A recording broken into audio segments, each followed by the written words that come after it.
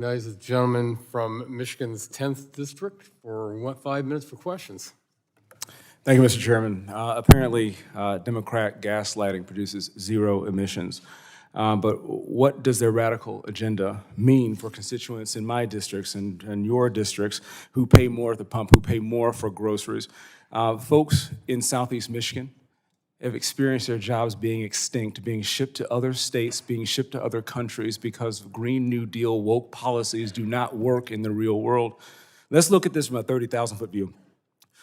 Over the past 4 years, every American has footed a higher gas bill, higher energy costs, and rising prices to keep their cars running and their homes heated. Under the Biden-Harris administration, they totally bent over to the radical left. We stopped producing cleaner, affordable energy in America to fit a narrative that only serves coastal elites and the rich in New York and California. What did this lead to? Our strategic petroleum reserves hit lows we haven't seen since I was a baby. That meant U.S. relying on energy that was unclean, energy that I would note are from dictators and despots in Moscow and Beijing and Tehran. Here's the inconvenient truth for my friends on the left. Energy produced and developed here in America is cleaner, it's safer, and it doesn't threaten our national security. In fact, it bolsters it. And what's worse, relying on our adversaries for energy means American jobs go down, not up. My constituents in the Detroit area are all too familiar with this, seeing the reckless policy effects of the EV mandates. Another failed policy billable to the Biden administration is importing sour crude, which has funded our adversaries. And we talk about infrastructure investments on the left side. Well, how about shutting down the Keystone Pipeline, which got rid of 11,000 union jobs? Now, the Democrats' Green New Deal agenda is the grim reaper for American jobs and actually clean energy. Being able to actually move forward into a future where we can all have cheaper, safer, cleaner energy is our goal. All of the above is the approach. Line 5 pipeline is something that is a critical artery of energy for transporting crude and natural gas from Western Canada, which goes through Michigan, through the Great Lakes. And Line 5 is not just an economic driver for Michigan, but also provides energy to the east side of Canada. Unfortunately, radical environmentalists and ambitious politicians in both Lansing and Ottawa have become obstacles to common sense. They're banding together to shut down Line 5 in violation of a treaty that we have with our Canadian neighbors. Ms. Eversole, in your expert opinion, do you believe that restrictions like those, restrictions on Line 5 and having an all-of-the-above energy approach, continuing to trade with our Canadian allies, makes us weaker or stronger? Indeed, these restrictions make us weaker. Thank you. 2 weeks ago, Michigan state regulators approved $217 million rake hike on the DTE Energy, a power provider in Southeast Michigan. According to MPSC, the state regulator, DTE must charge consumers more to upgrade old power lines and continue maintenance to improve reliability.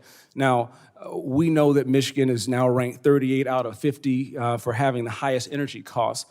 Mr. McCown, in your expert opinion, is this a recipe for success, increasing costs and price without also having permitting reform and allowing an all-of-the-above approach to include natural gas to smooth our way away from coal and smooth our way toward nuclear? Or do increased regulations increase costs on consumers? Mr. James, you're spot on. Increased regulations, increased cost, and far too often utilities are more than happy just to pass that along to the consumer instead of investing some of their profits back as well. Thank you. Last year, I spoke on the House floor about how Biden's war on LNG was going to harm Michigan specifically. We have 1.1 trillion cubic feet in underground storage, which is one-eighth of the entire nation's natural gas storage capacity. Given DTE and consumers' baseload requirements that are increasing over the years versus the regulations in Michigan, we've been dealing with heavy-handed restrictions on building additional natural gas facilities and the supporting infrastructure requirements that we need to convey that safely with less power outages across the state. With a Republican House, Republican Senate, and White House, what can this Congress do to scale up natural gas as a reliable source? Again, Mr. McCown. Well, there are several things we can do. Number one is we can stop the war on fossil fuels. We can have revised permitting. We can invoke public-private partnerships, loan guarantees. Some of the very same things that have been done for the renewable industry could be done to expand our natural gas or other fossil fuel industry, too. It should be a level playing field for everybody.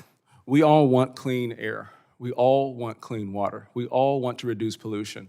But we also don't want to send our countrymen to the poorhouse trying to pay for sunshine and rainbows that before our infrastructure is ready for it. The the former president's LNG war is top. I'm running out of time here, so I'll just say we need to have something that's environmentally, economically friendly, and I plan to work on an all-of-the-above energy approach with my colleagues on the left and right. Thank you, Mr. Chairman. Thank you very much. Gentleman's time has expired.